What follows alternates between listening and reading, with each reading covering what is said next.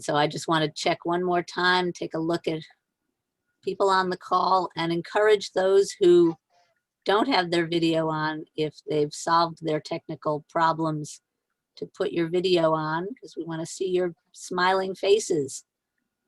And that contributes to our environment of safety and mutual support. So officially kicking off tonight, and I know we'll start recording soon, I would like to introduce myself. I'm Judy Kaiser. I'm a ALL Interfaith board member, and I would like to welcome all of you to this third in our series of Intensifying the Light Interfaith Roundtables.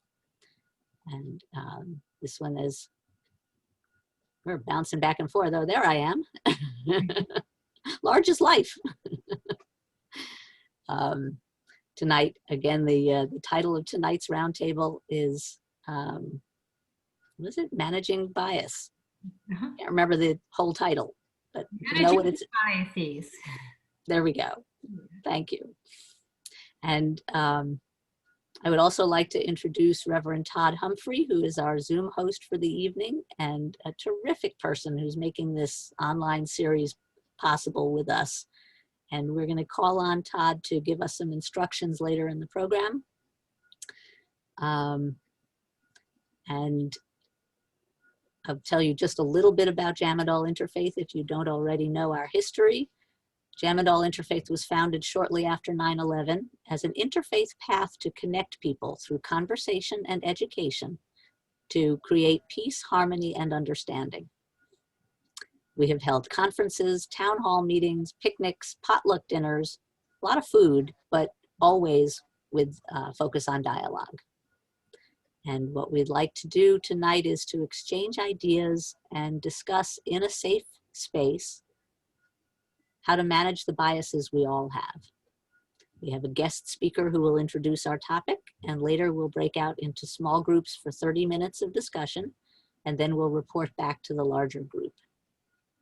And now I'd like to introduce our speaker for tonight, who ALL Interfaith is really, really pleased to have with us, Gail Pricewise. Gail is the president of the Florida Center for Cultural Competence. She received her master's degree from the Harvard T.H. Chan School of Public Health in 1986, and she has spent her career working to improve trust and understanding among people of different cultural backgrounds.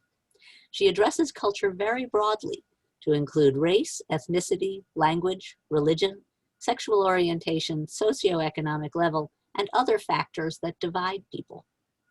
Ms. Pricewise has led workshops for over 5,000 people in the US and several other countries. She is a past president of the Harvard Chan Alumni Council, a past president of the Harvard Club of Broward County, a former member of the Harvard Advisory Council on Children's Health, and a past member of the board of the Broward Healthy Start Coalition. And please, everybody do jazz hands, even if we can't see you all, to welcome Gail Pricewise. Okay, well, hello everyone. Lovely to see so many people tonight. I'm just delighted to be here and delighted to be with you. I'm great. I'm just delighted to be here with you. So the way that I like to start my presentations, and I know this is going to seem very strange to you, is the first thing that I like to do is to apologize. And I know that seems odd. I apologize for anything that I might say or do over the next hour and a half that may offend anybody. And the reason I do that is because we're going to be talking about issues that are a little bit difficult. When we talk about issues around prejudice or bias, when we talk about issues around racism or sexism or homophobia or all kinds of isms, that sometimes in the course of discussing that, I may say or do something that makes someone uncomfortable. And if that happens, I hope you'll tell me, and I'm apologizing in advance. So fair? Can I see that for nods and head that you see that I'm apologizing? Okay, great, wonderful. So a couple things. you know, I oftentimes call this presentation managing your prejudices. Sometimes I'll call it managing your biases, because the word prejudice is very, it's a more difficult term. It's a term that tends to make people a little bit uncomfortable. But I want to tell you about the topic and why it's titled the way that it is. First of all, notice that I don't call it eliminating your prejudices or eliminating your biases. I call it managing your biases or managing your prejudices. And the reason that I do that is because they're so difficult. They're so very difficult to eliminate. So, you know, over the next few minutes, we're going to be talking about sort of automatic thoughts and feelings that may pop into your head. Those are automatic biases or automatic prejudices, and it's very, very difficult to make those things go away. That really actually takes a lot of years of some serious effort. And so I think that at least at the beginning, that the very best that you can do is to acknowledge, to recognize feelings or thoughts that you may have about other groups, and then commit to treating people fairly and justly, regardless of the automatic thoughts and feelings that you may have about them. So, fair? The other thing is that you notice that I'm kind of going back and forth between the term bias and prejudice. They're not exactly the same, but if you look at the term prejudice, look at the way that it's spelled like prejudge. And that's what a prejudice is. A prejudice is when you prejudge someone, when you make an assessment about someone just based on what they look like or what they sound like. And I am asserting that all of us do that. All of us have certain groups of people that we prejudge, that we look at them and think to them ourselves, oh, I like the way that person looks. We could be friends. Or based on what that person looks like, I hope they don't move in next to me. Or I sure hope my daughter doesn't come home with somebody that looks like that. So all of us have a reaction to certain groups of people. For some of us, it's related to the color of their skin. For some people, it might be their body type. Some people might be uncomfortable with people who are very, are large people or obese. Some people are uncomfortable with people that are very skinny. Some people are uncomfortable with people who are tall or short. And I'll tell you a couple of mine. I think these are prejudices or biases that I have to manage. So, for example, when I meet somebody that has a lot of body tattoos or piercings, I'm uncomfortable with that person. So I apologized at the beginning of the session. And so I'm not saying anything bad about people that fit that category. I'm telling you that that is a prejudice that I have to manage. That for a variety of reasons, when I see somebody that fits that description, that has a lot of body tattoos or a lot of body piercings, I have a feeling about them that makes me uncomfortable. So I'm not saying anything bad about those folks. I am telling you that that's a prejudice that I have to manage. It's one that I have automatic thoughts and feelings that pop into my head when I see a group of people like that. Or another one that's hard for me is regional accents. So for example, there are accents from some parts of the country, and when I hear that accent, I have an opinion about the person. I make all kinds of assessments about them just because of where their accent is from. And I know that people do that the same to me. I know that people around the country will listen to my accent and have an opinion about it. Some people will think that I'm smart because of my accent. Some people will think I'm dumb because of my accent. Or some people will think whatever they think because of what I look like, what I sound like, the way I carry myself, and they will make an assessment about me within moments. Within moments, people will make an assessment about me. And I am asserting that for everyone here on this call, that there is some group of people that you look at or you hear, and without even thinking about it, you've made a decision about whether that's your kind of person, whether that's someone that you could be friends with, whether that person is somebody that you would hire, whether you want your daughter to marry somebody that looks like that, whether that person is safe, whether they're dangerous, whatever. I'm saying that just within moments, people will look at one another and make an assessment about who they are. That's what it means to have a prejudice. It's to prejudge.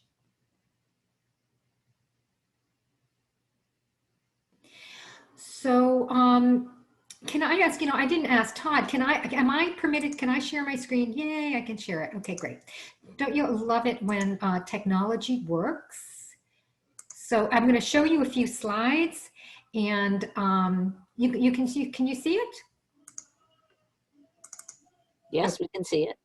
Okay, thanks. So I want to just repeat. So we all have prejudices, and if you don't, you're not human. So I want you to look at the next few slides, and I want you to silently answer whether the person is honest, lazy, hardworking, or a liar. So I don't want you to tell me, and I don't want you to tell each other, but I want you to tell yourself. I want you to tell yourself what your impression is. So this gentleman, is he honest, lazy, hardworking, or a liar? This woman, is she honest, lazy, hardworking, or a liar? This man, is he honest, lazy, hardworking, or a liar? This woman, is she honest, lazy, hardworking, or a liar? This man, is he honest, lazy, hardworking, or a liar? This fellow, is he honest, lazy, hardworking, or a liar? This man, is he honest, lazy, hardworking, or a liar? So what do we know about these people? Do we know anything about them? Do we know what they do for work? Do we know whether they're good to their children or whether they beat their children? We don't know anything about them, and that most of us will have a reaction to them. We'll tell ourselves something about who these people are just based on what they look like. That is the human condition. It's the way that people operate in the world. So I want to say that there's no such thing as a first impression. When you have an automatic reaction to somebody, it's not that person that you're reacting to.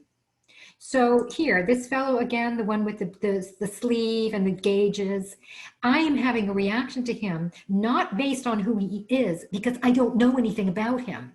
I'm reacting to someone that I've seen on TV, someone I've known in the past, someone my mother told me about. It has nothing to do with the individual in front of me. So I want you to quick look at this list and choose two off the list in your mind. So you can remember them, right? People with blonde hair, people with bad teeth, people with elegant clothing, gay people, obese people, people with tattoos, short people, people who speak with an accent, and people with different clothing like a sari or a headscarf. So you got two of them? And so you got two of them in your mind. Now I want you to finish the sentence. So say that you pick short people, and I can pick short people because I'm 5'2". Okay, so I want you in your mind to complete the sentence. They're lazy, they're intelligent, they're selfish, they're hardworking, they're dangerous, they're kind, they're dirty, they are like me, they are very different from me, or I can't even see what I have at the bottom there. So did something pop into your mind? See, for most of us, something will pop into our mind to get us to complete the sentence. That is your unconscious speaking to you. Say, hello, unconscious. Because your unconscious is speaking to you all day long, whether or not you know it. All day long, you're walking down the street and you're seeing somebody, oh, I like that person. Oh, I don't like that person. That person's dangerous. That person looks smart. Oh, that person looks whatever it is. And you're making an assessment about them based on what they look like. That's how unconscious minds operate. And everyone else is doing the same thing when they look at you. So everyone else, you're walking down the street and everybody else is looking at you and making an assessment about who you are just based on what you look like, what the color of your skin, what your body's like, how you're dressed, what kind of accent you have when you open your mouth, and other people are making an instantaneous assessment whether or not they know it. They also may be doing it unconsciously without really thinking about their assessment, but within moments, they're making a decision about whether you're the kind of person that they could be friends with, whether you're the kind of person that they're going to hire for their company, whether they want their son or daughter to be with somebody like you. Within moments, people make those assessments. Okay.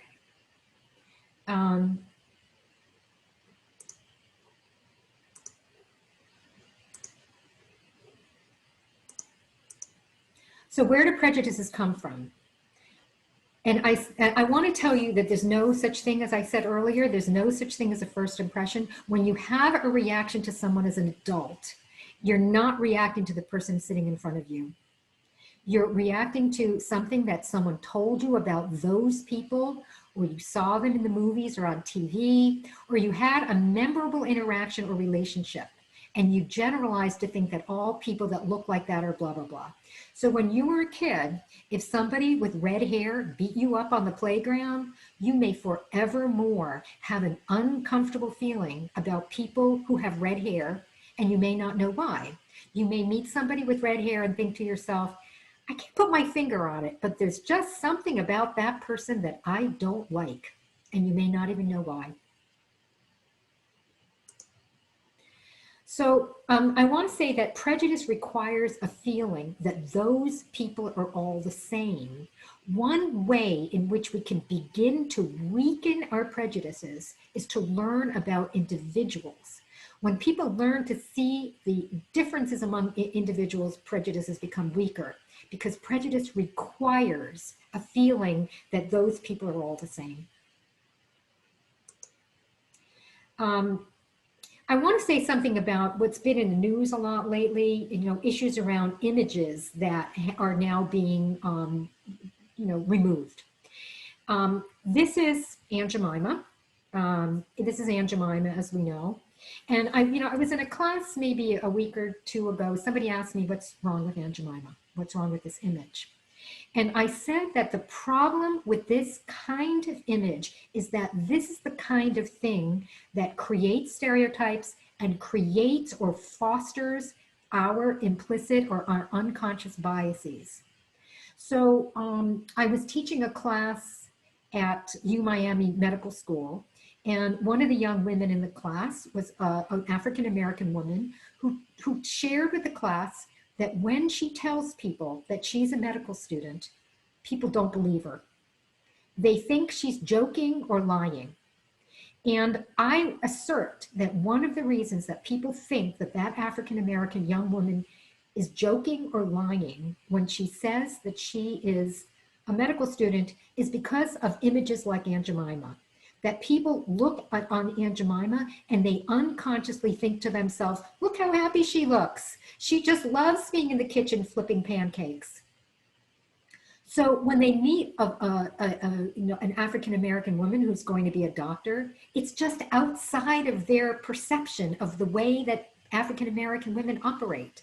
So these kinds of images actually end up harming her because they become part of the stereotypes that live in the world, and it's those stereotypes that influence and actually create our unconscious biases.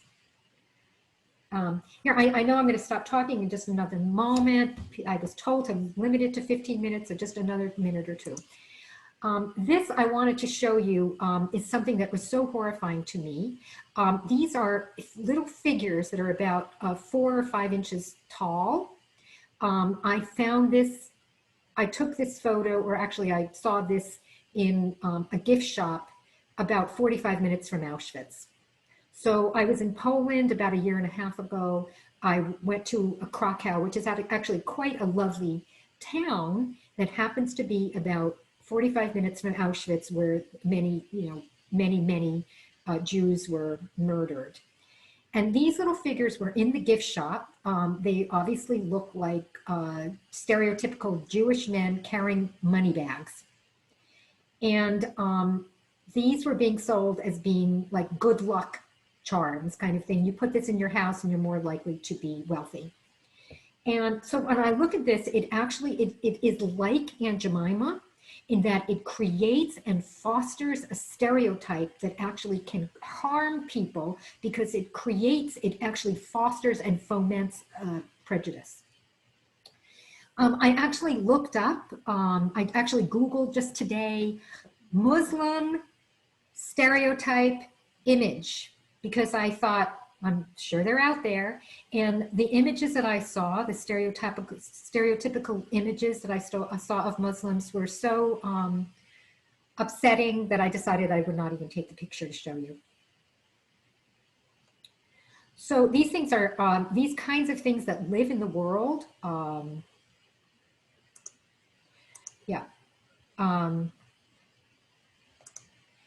these kinds of things that live in the world are not harmless because they strengthen stereotypes, and it's those stereotypes that actually hang out in our brains and affect the automatic feelings, the implicit or unconscious biases that we have regarding one another. So yeah, I see a lot of serious faces. Okay, so I know in about a minute we're going to break out into groups, and so I'm going to just give you your assignment. Okay, so I'm going to share my screen again just for a minute so that so I can talk with you about the assignment. So you can either draw this or not, but the assignment is going to be as follows. I want you to think about who you are, so I would put myself in the middle, Gail, and then I want you to think of 4 groups that you belong to, 4 groups that you identify with, that make you you. So for race or ethnicity, I would put something like European American for myself. I actually am uncomfortable with the term white because it's so politicized, but I am ethnically an Eastern European Jew. I have been for many generations back, I'm an Eastern European Jew. I proudly say I look like one, and genetically, I am absolutely 100% Eastern European Jew. In terms of my religion, so I'm somewhat Jewish, but I also, when I, attend a house of God, I'm often very comfortable in a Unitarian fellowship. That's a place where I feel like that kind of fits my values and the way I think.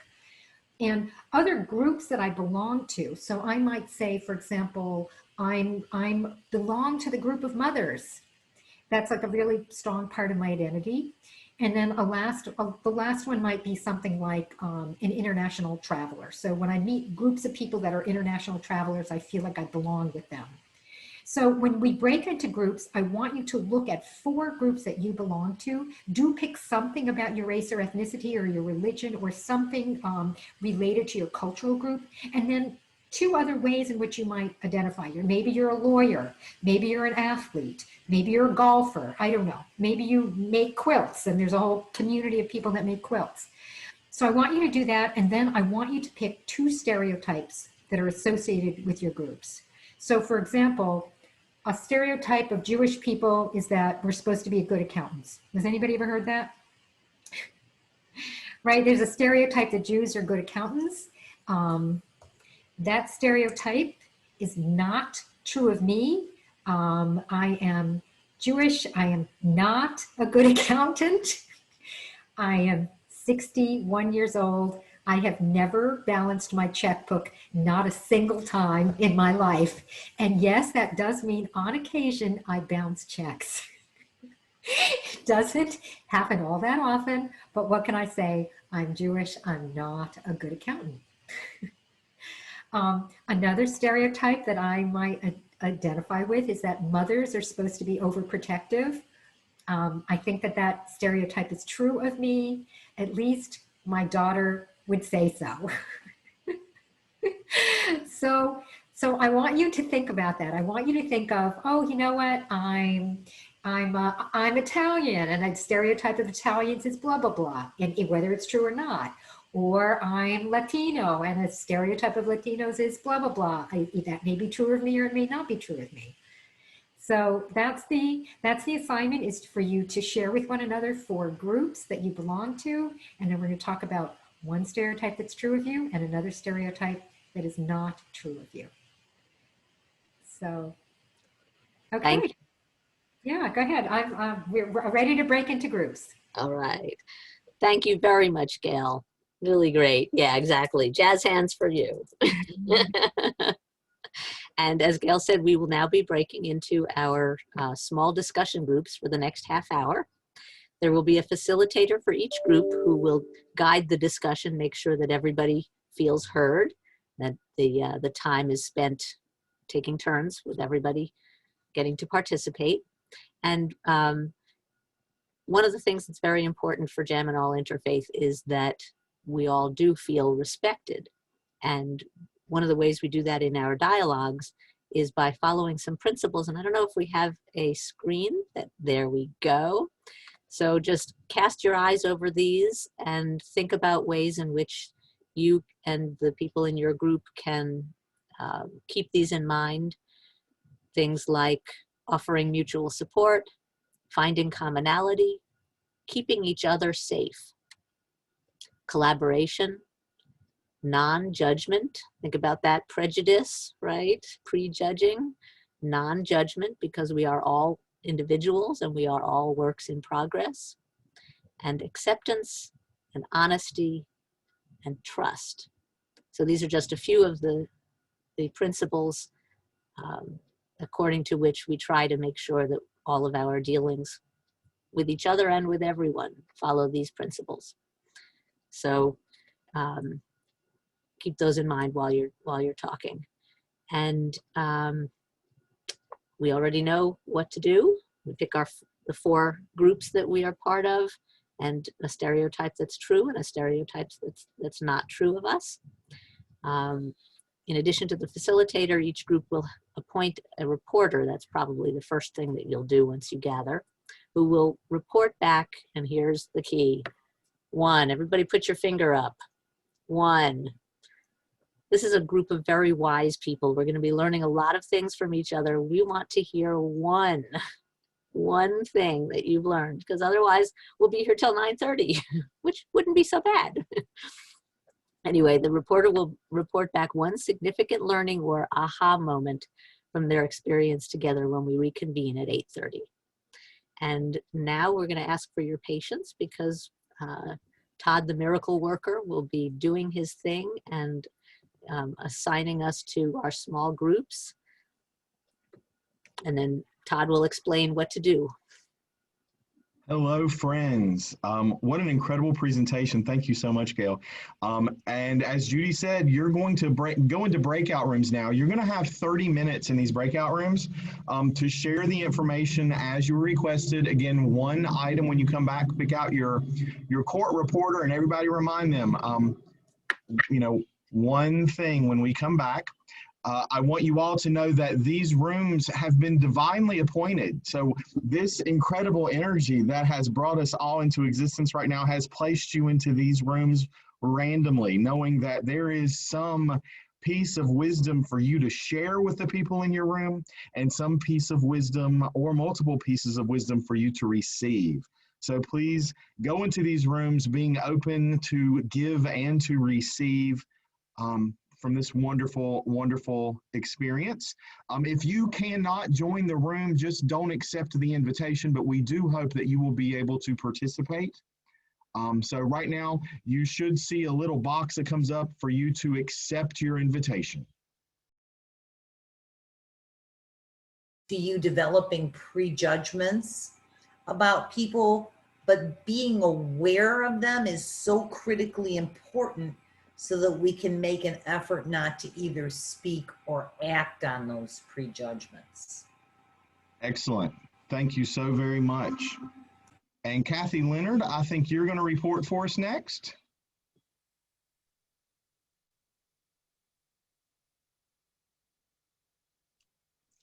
Yes, what I is sharing was one of the really interesting stereotypes. Shirley had a stereotype that that we thought was really interesting, was that she's a retired hairdresser, and she used to lead the meditation in her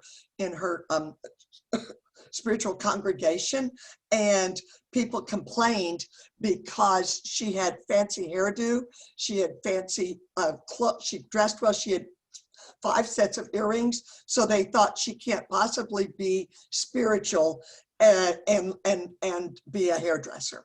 And that seemed to me just like one that I would not have thought of, but having to live with her, with that, and looking great and not being thought of as being spiritual enough to lead the meditation. And you can tell, knowing her in our group, she would be a wonderful spiritual guide.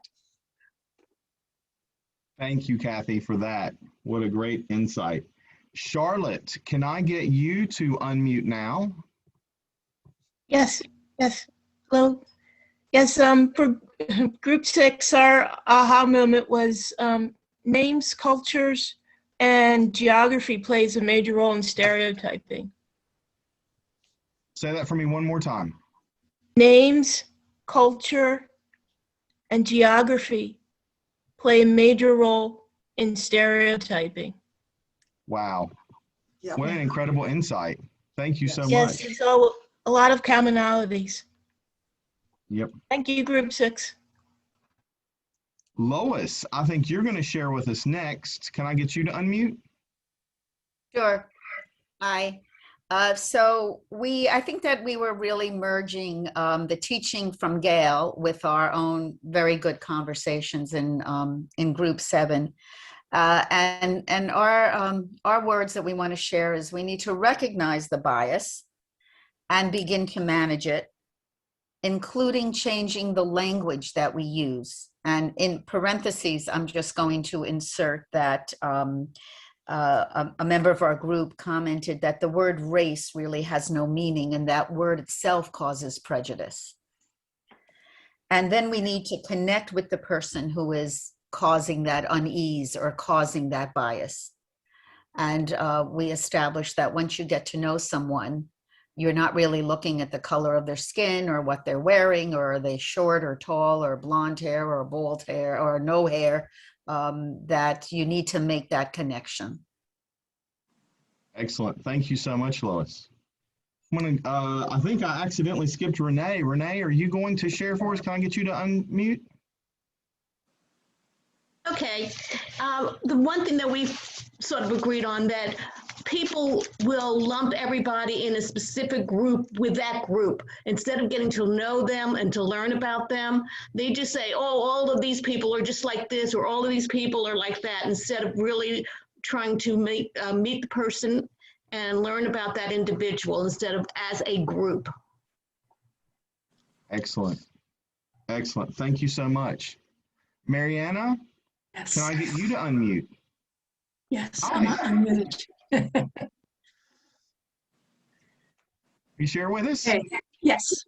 Yeah, with group 8, we shared our experiences of different biases that we've learned from our childhood and from our adulthood, and our different ways of dealing with the Jewish, with Catholic, with African American, with Native American.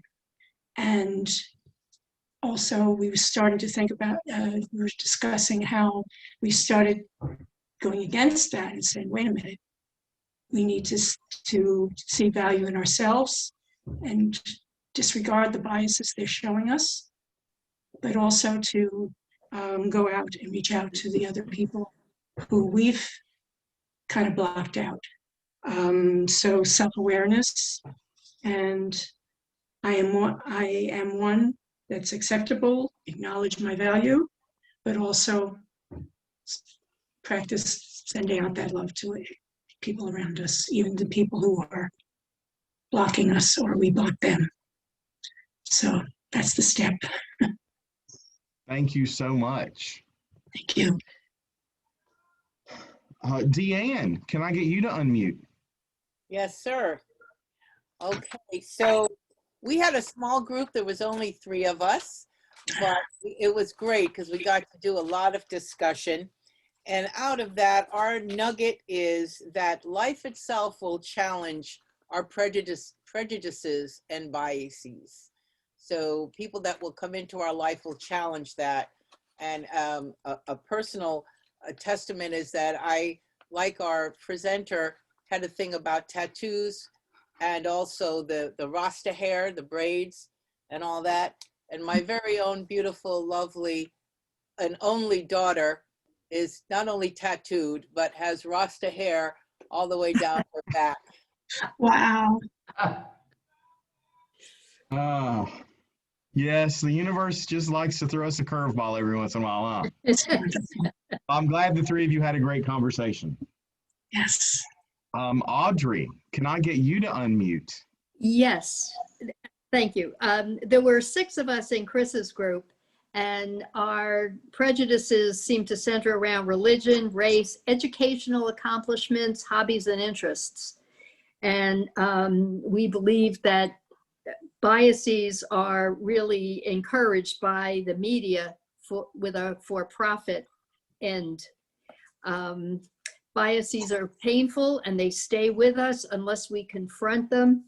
And we also, like with Cynthia's group, came up with to be human, to sit down face to face. It's something like that that's powerful enough to really address the biases that are so pushed upon us, really. And then we'll feel better. Nice. Absolutely.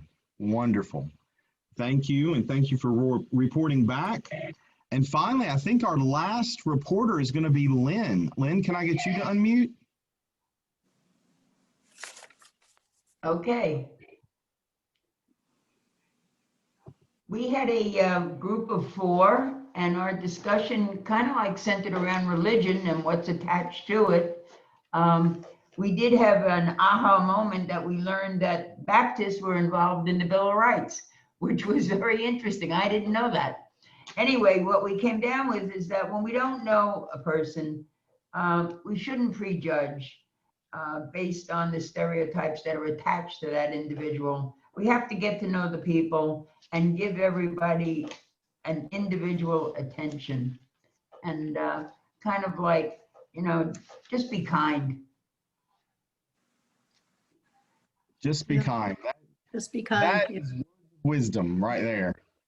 Everyone, I want to say thank you so much for your sharing tonight with each other in your groups, and then coming back and sharing in this larger group and giving us all something to think about. If you can change your screen and know how to get back to the gallery view and look around and see all these amazing people and this incredible we have. Thank you so much. Judy, do you want to come on back and help guide us for the last few minutes? It's funny. I know you said guide us, but that accent of yours, I heard goddess. And I'm like, yeah, I'll do that. I'll be a goddess for a few minutes. Great. I have to admit that I was not in one of the discussion groups, but had I been, I would have talked about the stereotypes that I faced when I moved to the Manhattan area. I sound like this. Absolutely. People think that people from the South are dumb and racist. And while I am not stupid, and I have definitely benefited from a very racist society, I don't hold those beliefs. So anyway, I love you guys. Thank you for being here. I'm glad that you got to share. It's not fair to leave you out. Yeah, thank you. You're making me a goddess, so what could be bad? I'm not letting you be a goddess. I'm reminding you and everyone else that you're all goddesses. There we go. Girls, it's the International Women's Day, so everybody is a goddess today. There we go. Thank you. Thank you. All right, so as from one goddess to another, I'd like to welcome back Gail Pricewise. And Gail will wrap up the discussion of what we have been talking about this evening. and ask us to carry it a step forward. So looking forward to hearing your thoughts, Gail. All right, well, thanks very much. I just loved hearing what people had to say about what they discussed in their breakout sessions. Really good discussions, really, really great. And I love the fact that a number of you talked about the importance of looking at individuals rather than groups. So I wanted to just leave you with some of the sort of like kind of sociological concepts. There's something called in-groups and out-groups. Groups are the people that are in our group, and out groups are everybody else. And one of the things that people tend to do is something called in-group heterogeneity. Like within our group, we're all unique, but everybody else in those other groups, they're all the same. So this is like a little bit of a warning that that's one way in which your brain can trick you. Your brain, and I love the fact that people have been talking about getting to know individuals as unique people, because that's the way to break prejudices. The way to break prejudices is exactly to do that, is to look at individuals as unique rather than part of the group, because we tend as human beings to do this thing of assuming that all those other people are homogenous, as if they were all the same, but our group, we're all different, we're all unique. So that's just a little bit of a warning there. The other thing is there's this thing called confirmation bias. And confirmation bias is also something that I want to warn you about. So if you have in your mind that a certain group of people are, I don't know, those people are good at basketball. Those people are good at being accountants. Those people are good cooks. Those people are good dancers. That what will happen is that when you meet somebody that fits the stereotype, you say to yourself, of course, see, they're all that way. And you meet somebody that's different from the stereotype and you think to yourself, oh, they're an exception. So, I mean, that's not necessarily a bad thing when we're talking about stereotypes that are harmless. But when we go and we talk about the stereotypes that are not harmless, like the ones like that group of people are cheap, that group of people are drug dealers, that group of people are abuse alcohol, that group of people are pedophiles. You know, there are certain negative stereotypes that are associated with certain groups of people. And similarly, what people tend to do is they get a little bit hooked by the confirmation bias. So you meet somebody that is, I don't know, whatever it is, something negative that I just mentioned, they're actually really are cheap, or they really are shoplifting, or they really are drug dealers or something like that, and they fit the stereotype, that what's natural for us to do is to say and do this thing of, see, of course, they really are that way. Because it confirms what you already believe. And all of the other people that don't fit the stereotype, they're invisible. You don't even notice all of these people that don't fit the stereotype. Or you meet somebody personally and they don't fit the stereotype, and you may think to yourself, oh, that person's an exception. So this is something that I'm asking you to become aware of, because it's like a way in which your brain gets hijacked. Like you're trying to do the right thing, and you're trying to judge people based on their individual character. And I heard a number of you talk about that, how important it is to get to know individuals and to judge them by their individual character. I'm saying that a dangerous pit stop along the way is this problem of confirmation bias. So be aware of it and recognize when that happens, and say to yourself, no, that's one individual. That person that fits the stereotype does not reflect all of the people in that group.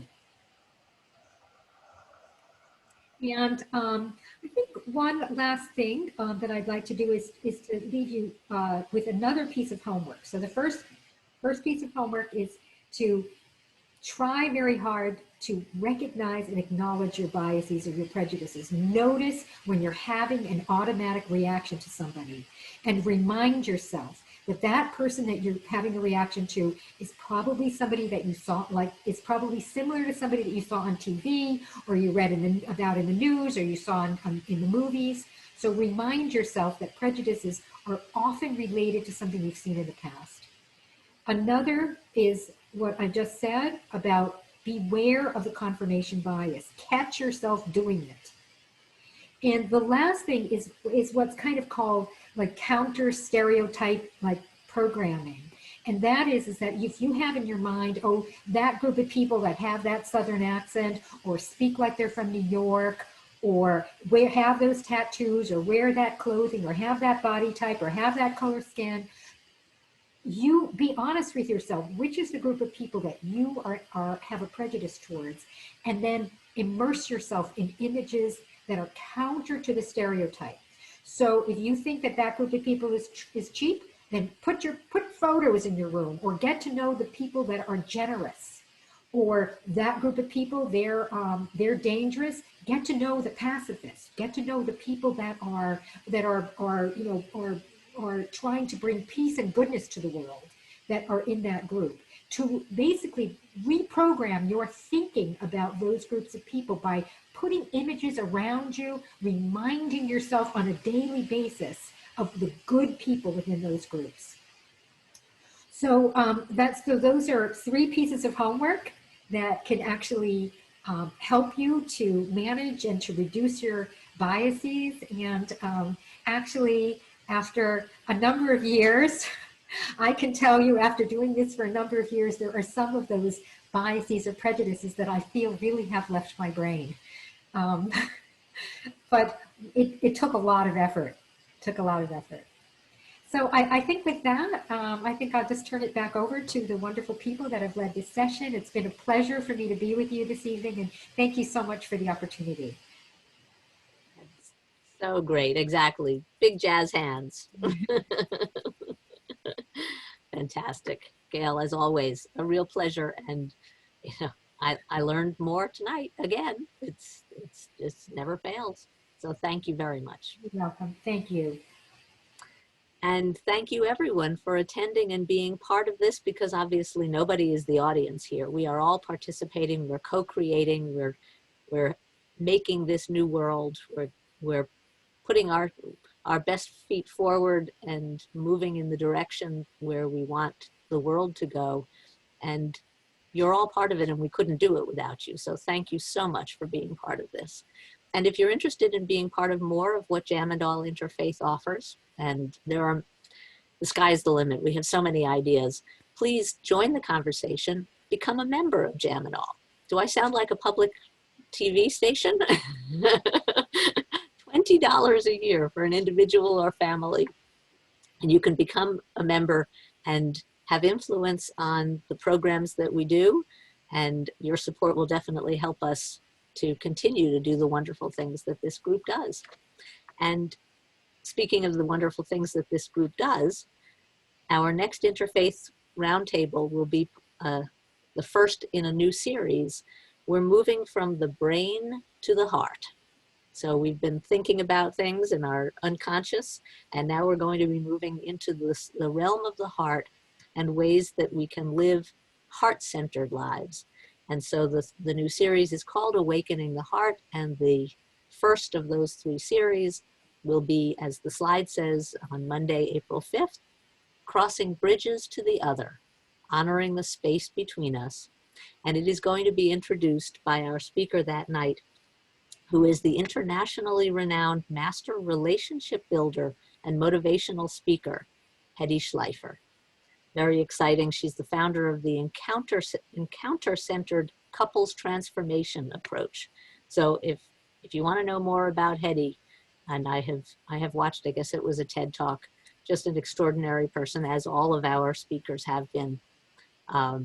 She will be speaking about crossing bridges to the other, honoring the space between us. And the slide also mentions that Monday, May 10th and Monday, June 14th, we have the other 2 sessions in that series on Awakening the Heart. And all of our events, all of our Interfaith Roundtables are free, but you do need to register.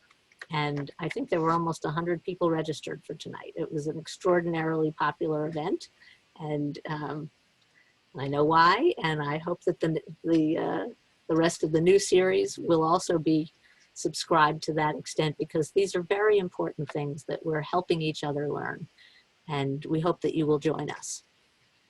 And I think you can look at the chat, and there's all kinds of information. The link is on our website, jamandallinterfaith.net, and you will also receive an email invitation and reminder. So I think that's all of the coming attractions that I wanted to talk about. And so I will wrap up with another heartfelt thank you to Gail, to Todd, to all of our facilitators, to all of our reporters. Thank you all for taking the notes and sharing the nuggets.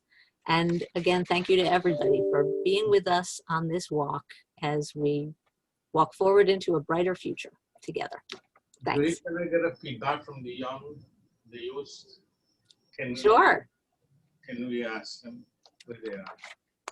I'd like to get their feedback.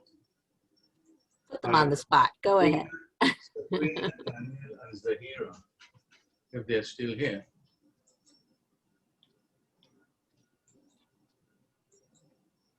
Can you ask us again?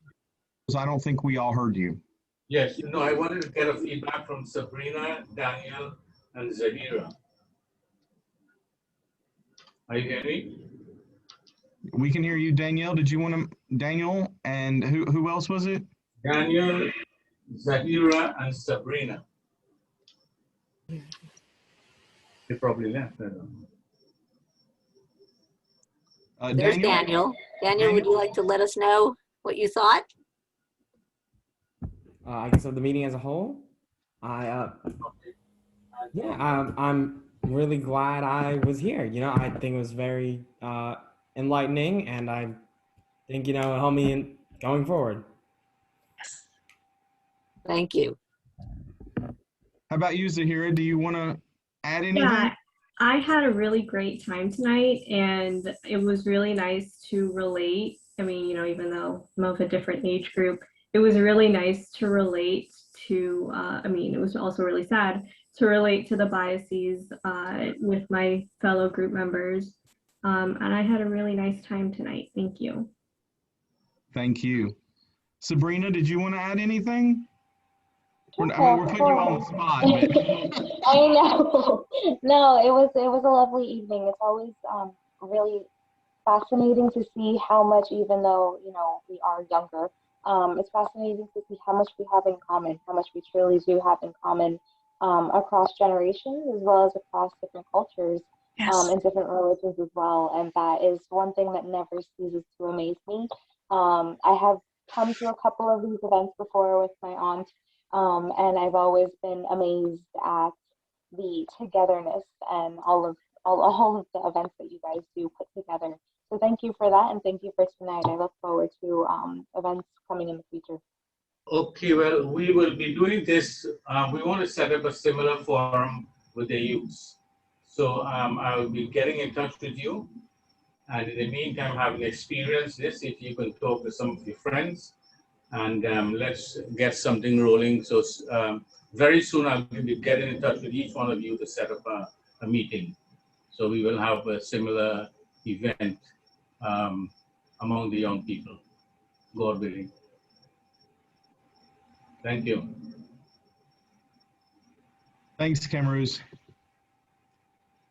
Thank you. And don't forget the wonderful things coming up, the Nehemiah Action Assembly, the All People's Day video, anything else. I can't remember what other people put in the chat, and go ahead and put more things in the chat if there's something that you want everybody to know about. And again, good night and thank you, everybody.